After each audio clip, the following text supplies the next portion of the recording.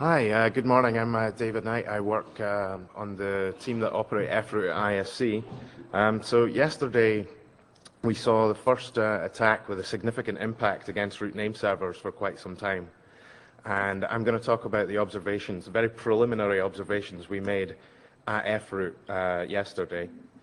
I guess a lot of people have probably seen this graph. This is RIPE-NCC's DNSMon, and this particular picture shows the availability or the ability to answer queries of the 13 root name servers.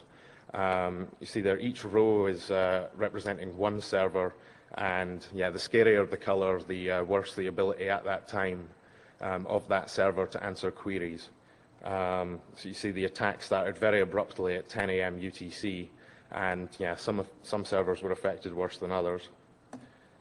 What we saw, again, very abrupt begin to the attack. Our normal traffic there is almost lost. It's probably around 10 megabit. And we saw it very quickly increase. Now in this graph it looks like it's increasing to 800. As I discovered last night, how we put this graph together isn't quite correct. This is showing what's actually arriving at our servers. Now, the bulk of our servers have 100 megabit interfaces, so what we're counting here is where these have been maxed out at a couple of nodes. We're only able to count that node received 200 megabits, whereas as I move on, we'll see that these two nodes in particular is where the bulk of the traffic that we saw arrived.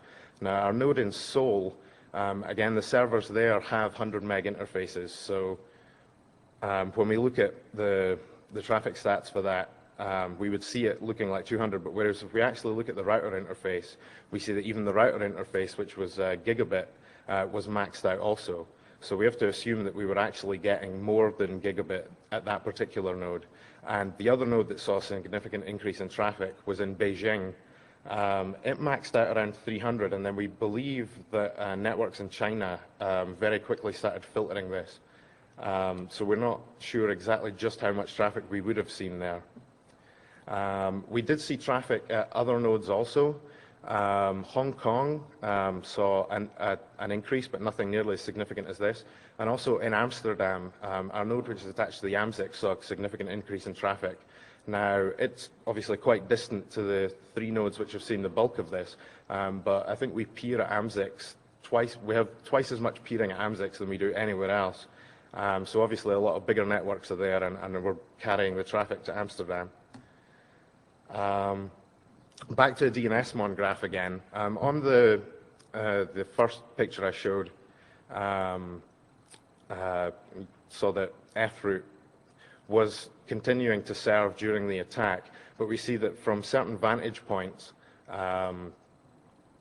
F service was degraded, but in the main, service to end users across the internet was alive and well, but for particular points, there was a certain degradation of service. But that's how our model is supposed to work.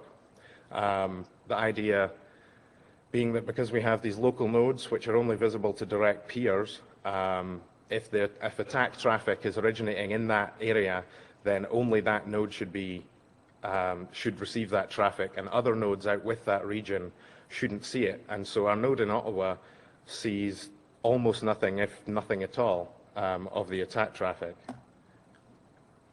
We did see some odd shapes in the traffic to other nodes further from the region where the bulk of this was going on, and we have to assume that some networks have been doing ad hoc filtering to protect themselves, and which happened within an hour or so of the attack beginning. If you remember the picture a couple of slides back, this very abruptly cuts off, whereas we saw a much smoother decay at those nodes actually in region. What this is just, we have approximately, I think, 36 nodes globally, or 37, and during the attack, more than half of the traffic was arriving at one of them, and that was in Seoul.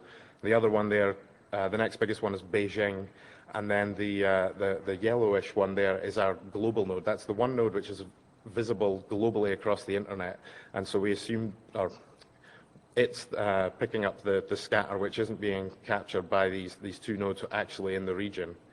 And then the 7% there is all of the other nodes, which is about 34 or 35 local nodes, which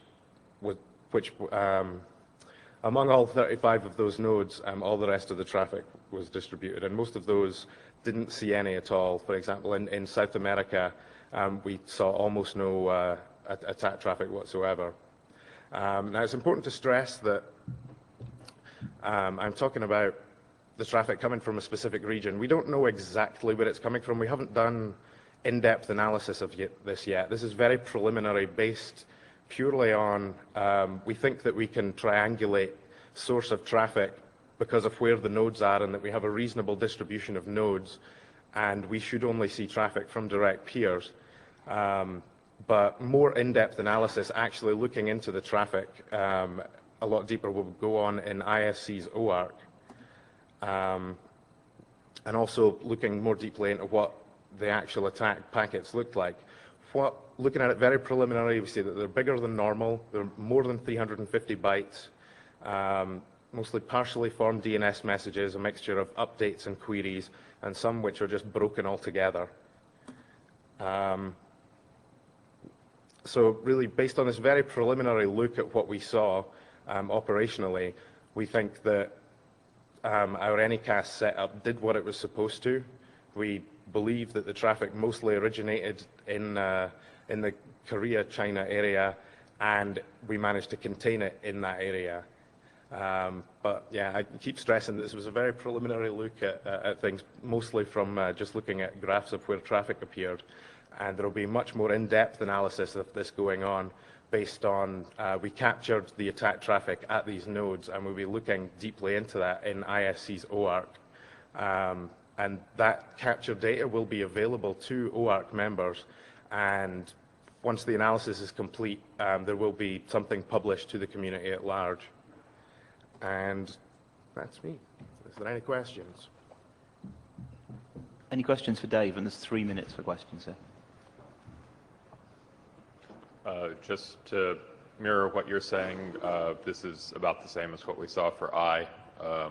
We saw less total attack traffic. The burst above normal only came to about 60 megabytes globally. Mm-hmm. So, but about the same distribution. Okay. Andrei? Andrei Rachevsky, RIPE NCC. Well, for K wasn't impacted as big as some other servers. Most of the traffic we saw in Tokyo node, which actually corresponds to what you observed, David. Another comment, you mentioned DNS mono. I see some people opening this server and may experience some slowness. I must say that this DNS attack was mentioned on Slashdot, and the main contents of the article was the URL to DNSMon, which put our server under another DDoS attack. So please be patient. Thank you. Thanks. Okay, thanks, Dave.